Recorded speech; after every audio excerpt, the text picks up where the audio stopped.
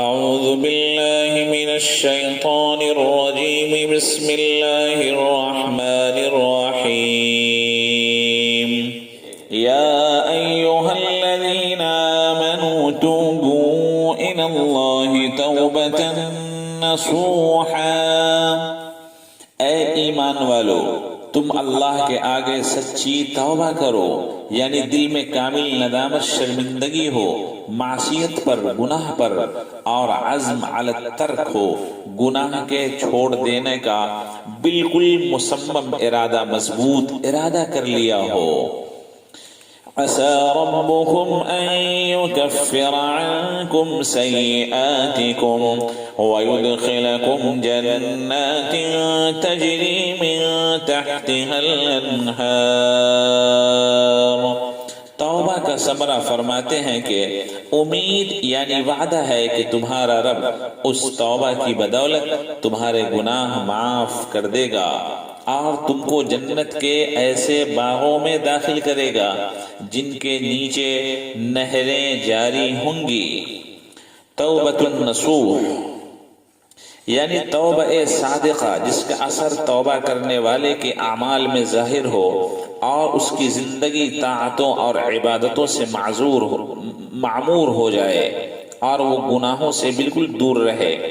حضرت عمر رضی اللہ عنہ نے اور دوسرے اصحاب رضی اللہ عنہم نے فرمایا، توبہ نصوح وہ ہے کہ توبہ کے بعد آدمی پھر گناہ کی طرف نہ لوٹے، جیسا کہ نکلا ہوا دودھ پھر تھن میں واپس نہیں ہوتا۔ یوم لا یخزی اللہ النبی والذین آمنوا معه، جس دن اللہ رسوا نہ کرے گا نبی اور ان کے ساتھ کے ایمان والوں کو۔ اس میں کفار پر تعریض ہے کہ وہ دن ان کی رسوائی کا ہوگا، اور نبی کریم صلی اللہ علیہ وسلم اور حضور کے ساتھ والوں کی عزت کا۔ نورهم يسعى بين أيديهم وبأيمانهم، ان کا نور دوڑتا ہوگا ان کے آگے اور ان کے دہنے پل صراط پر۔ اور جب مومن دیکھیں گے کہ منافقوں کا نور بجھ گیا تو عرض کریں گے، اے ہمارے رب ہمارے لیے ہمارا نور پورا کر دے، یعنی اس کو باقی رکھ کے دخول جنت تک باقی رہے۔ واغفر لنا، اور ہمیں بخش دے، انک علی کل شیء قدیر، بے شک تو ہر چیز پر قادر ہے۔ اس طرح وہ دعا کرتے ہوں گے نیک لوگ، متقی لوگ، خدا سے ڈرنے والے لوگ۔ یا ایھا النبی جاہد الکفار والمنافقین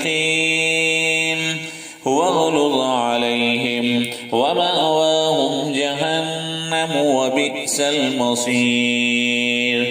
اے نبی صلی اللہ علیہ وآلہ وسلم، کفار سے بالسنان تلوار سے اور منافقین سے باللسان یعنی زبان سے جہاد کیجئے اور ان پر سختی کیجئے۔ دنیا میں تو یہ اس کے مستحق ہیں اور آخرت میں ان کا ٹھکانہ دوزخ ہے، اور کیا ہی برا انجام ہے۔ ضرب اللہ مثلا للذین کفروا امرأة نوح وامرأة لوط كانتا تحت عبدين من عبادنا صالحين فخانتاهما فلم يغنيا عنهما من الله شيئا وقيل ادخلا النار مع الداخلين۔ اللہ تعالی کافروں کی مثال، کافروں کے لیے نوح علیہ السلام کی بیوی اور لوط علیہ السلام کی بیوی کا حال بیان فرماتا ہے۔ وہ دونوں ہمارے خاص بندوں میں سے دو بندوں کے نکاح میں تھیں، سو ان عورتوں نے ان دونوں بندوں کا حق ضائع کیا، تو وہ دونوں نیک بندے اللہ کے مقابلے میں ان کے ذرا کام نہ آ سکے، اور ان دونوں عورتوں کو کفر کی وجہ سے حکم ہو گیا کہ اور جانے والوں کے ساتھ تم دونوں بھی دوزخ میں جاؤ۔ حضرت نوح علیہ السلام کی بیوی کا نام واحلہ اور حضرت لوط علیہ السلام کی بیوی واعلہ، یہ دو نام ان کے بعض مفسرین نے نقل فرمائے ہیں۔ وضرب الله مثلا للذين آمنوا امرأة فرعون وضرب الله مثلا للذين آمنوا امرأة فرعون، اور خدا مسلمانوں کی تسلی کے لیے فرعون کی بیوی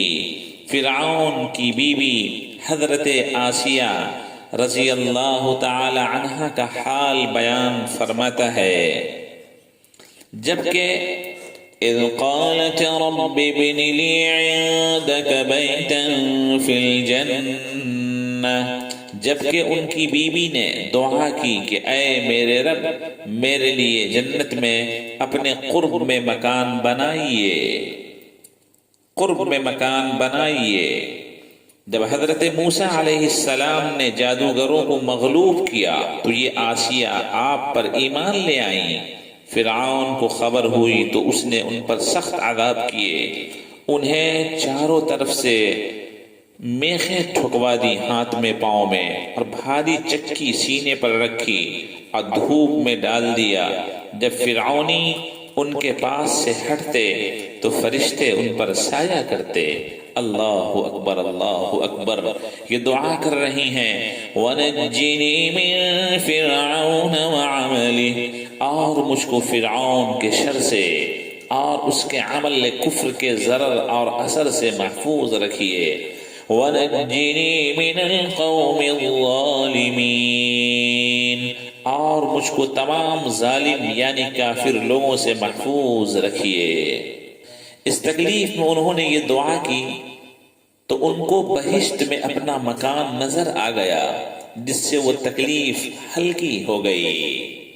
وَمَرْيَمَ ابْنَتَ عِمْرَانَ الَّتِي أَحْسَنَتْ فَرْجَهَا، اور نیز مسلمانوں کی تسلی کے لیے عمران کی بیٹی حضرت مریم علیہ السلام کا حال بیان کرتا ہے، جنہوں نے اپنے ناموس کو محفوظ رکھا، جنہوں نے اپنی پارسائی کی حفاظت کی۔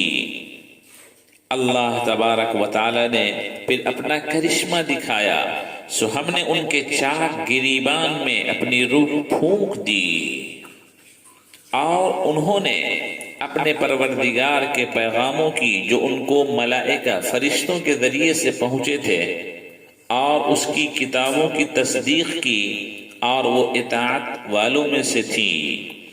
التي أحسنت فرجها فنفخنا فيه من روحنا وصدقت بكلمات ربها وكتبه وكانت من القانتين۔ کتابوں سے مراد وہ کتابیں ہیں جو انبیاء علیہم السلام پر نازل ہوئی تھیں۔ یہ سورۃ التحریم مکمل ہوئی۔ اللہ تبارک و تعالی ہم سب کو نیک راستے پر چلنے کی توفیق عطا فرمائے اور برائیوں سے بچنے کی توفیق عطا فرمائے۔ وآخر دعوانا ان الحمد للہ رب العالمین۔